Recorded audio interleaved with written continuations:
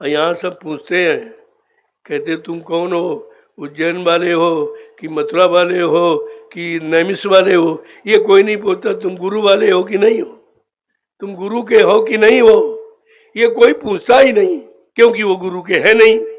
गुरु की दया और गुरु की भक्ति उनको मालूम नहीं है, इसलिए यह सब प्रचार किया, सब अपना अपना प्रचार।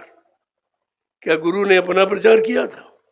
प्रभु नाम का प्रचार किया, सबकी सुख शांति लाने का प्रचार किया था, सबकी जीवात्माओं को जगाने का प्रचार किया था, सबको निज घर पहुंचाने का प्रचार किया।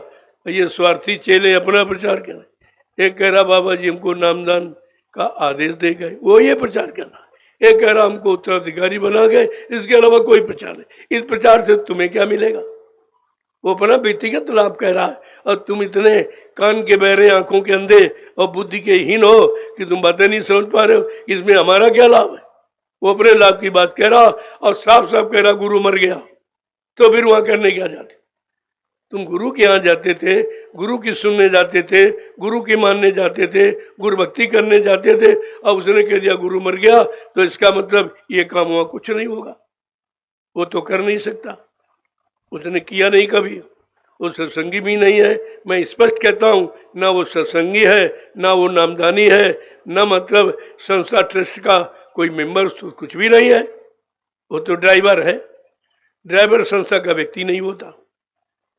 अरे किसी ट्रस्ट समिति संस्था के रूल रेगुलेशन को पढ़िए आप सिद्धांतों को, कि ड्राइवर कभी संस्था का व्यक्ति नहीं होता है, प्राइवेट नौकर होता है, जब चाहो रखो तब चाहो निकाल दो। ऐसे तो बाबा जी की गाड़ी हजारों लोगों ने चलाई, सब कहे हमको हमको ये हमको, तो इन्हीं में झगड़ा हो जाएगा। लेकिन बात समझ में, क्योंकि बुद्धिहीनता है। बुद्धि का विकास सत्संग से होता है, बुद्धि का विकास शाकाहार से होता है, बुद्धि का विकास सदाचार से होता है, बुद्धि का विकास गुरु के वचनों पर चलने से होता है, नाम कमाई से होता है। वो तो कुछ है नहीं, आप तो बुद्धि का इसे विकास करेगी आप? इसकी कोई दवा नहीं बनी है कि विकास की दवा विश्वास ही विकास की दवा है। जय गुरुदेव, जय गुरुदेव। अब हम सब लोग मिलके मालिक से भीख मांगे दया के, और कोई भीख नहीं। बहुत भीख आपने मांग के देख ली, कुछ ना आपके हाथ लगा। कच्चे बच्चे तुमने मांगे, धंधा व्यापार तुमने मांगा, एती खेती तुमने मांगे, नाते रिश्ते तुमने मांगे, वो तो तुम्हारे कुछ काम आएंगे नहीं। लेकिन तुमने आत्मिक कल्याण के लिए दया नहीं मांगी है, जो मांगना चाहिए। असली चीज ये, असली चीज यह है। तो आज की पावन पुण्य तिथि पर गुरु की पूर्णिमा, पूरे गुरु की है पूर्णिमा, अधूरे की नहीं, भौतिकवाद की नहीं, अध्यात्मवाद का। यानी पूर्ण गुरु सतगुरु, अनामी प्रभु, ये पूर्ण गुरु होता है। ये सब गुरुओं को भी यानी समझाता है, उनको भी सही रास्ता बताता है। जो गुरु का गुरु वो सतगुरु होता है। जय गुरुदेव, जय गुरुदेव। इसलिए पहले मैं बोलूंगा, पीछे से आप लोग बोलोगे कि भीख कैसे मांगी जाए। भीख कहाँ बैठकर, स्थान कहाँ है? दोनों आंखों का मध्य भाग, ये पाक साफ, बाकी सब गंदा है। ये सब भोगों के स्थान है, वहाँ भोगों की गंदगी है।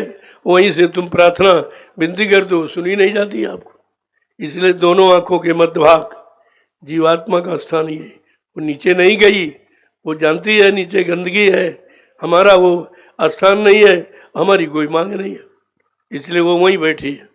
अब जीवात्मा के घाट पर बैठकर परमात्मा से, प्रभु से, मालिक से, अनामी महाप्रभु से प्रार्थना करो कि हमको सबको अब आप सद्बुद्धि सद्ज्ञान दे दें।